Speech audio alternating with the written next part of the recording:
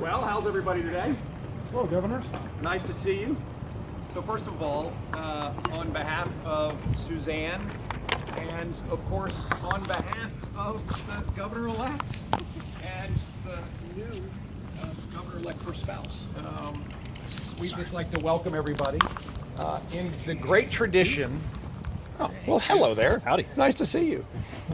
In the great tradition of the Commonwealth of Virginia, we go through a transition every 4 years.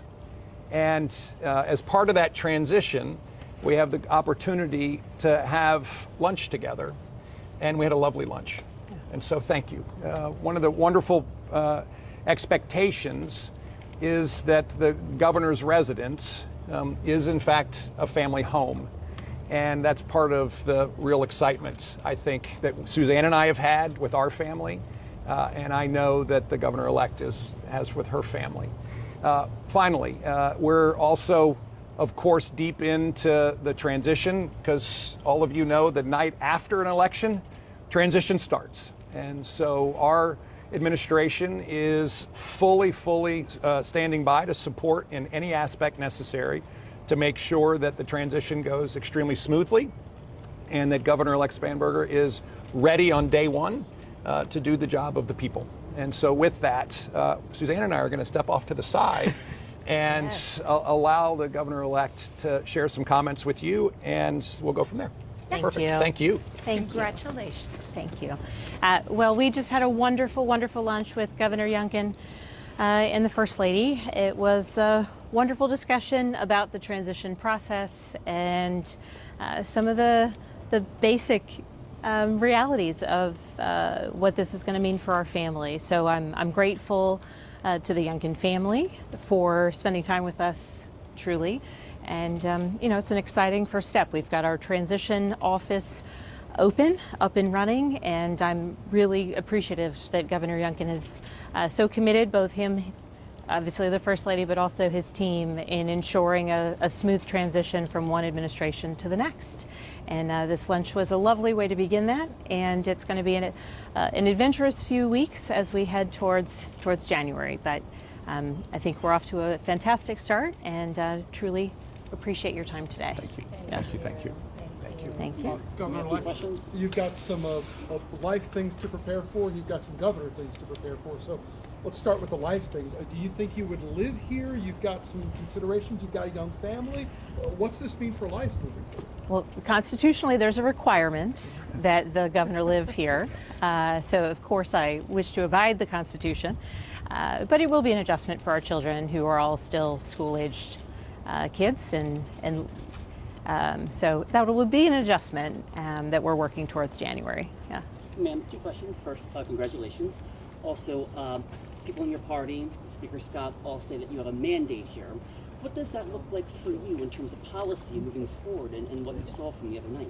Well, I think it's consistent with the policy proposals that we laid forth, that we pushed out during the campaign, specifically in policy priorities in increasing housing supply, lowering costs in housing, in energy, and ultimately in healthcare. Obviously, there's going to be some challenges along the way with some of the impacts of some federal legislation on the state, and so continuing both with the very specific bill priorities and administrative priorities that I pushed out in the 3 plans that we've released over the summer, and building upon that even further with partners in the General Assembly.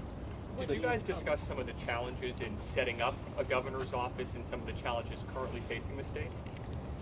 Certainly, we discussed a whole variety of issues, but yes, the challenges that any new governor has with a one-term governorship, there's always change every 4 years, and I think certainly it's wonderful to have a preceding governor who is committed to making sure that some of those things you didn't even know to ask questions are answered. And so First Lady Youngkin has been very clear on that front as well, particularly as it relates to the adjustment for our family. Thank you, everybody. Thank you, everybody. Thank you. Governor, you were lauded Crab yesterday for cakes. your remarks of congratulating the governor-elect and your tone yesterday. A lot of people thought that was remarkable and needed in this time. What would you say to people about moving forward as political opponents, but not personal adversaries? Well, the greatest gift all of us have is we live in the greatest country. And this constitutional republic is founded on the people electing their leaders. And today we stand here as a governor who I knew on Tuesday morning, no matter how the day went, I would be standing here ushering in a new governor. And that's part of Virginia. And Virginia has handed a baton from one governor to the next governor for centuries, literally for centuries. And so I think this is part of what makes Virginia special, is that we have an election, the people choose the next governor, and then we go to work to make sure that the outgoing governor hands the incoming governor a state that is in as best a possible condition as it possibly can be in. There are many things that are still in motion that we will talk about, that hopefully will continue, and most importantly, that Virginia can be successful forever. That's what this is all about, and that's why this transition period is one of cooperation to make sure that Governor-elect Spanberger's administration is ready to go on day one, and any way we can help in that, we'll do. So thank you. Thank you, everybody. Thank you, thank you. very much. Thank you. Awesome. Great day. Get one more photo op real quick. Yeah, sure. Here we go. There you go. Thank you.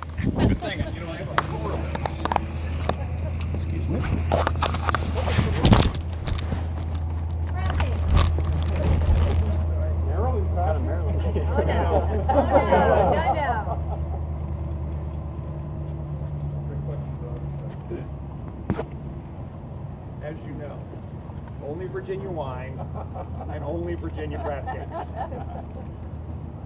Awesome. Thank you all very, very much. Thank Have you. a great day. Have a great afternoon. Perfect. Thank you. Thank you. Thank you. Thank you.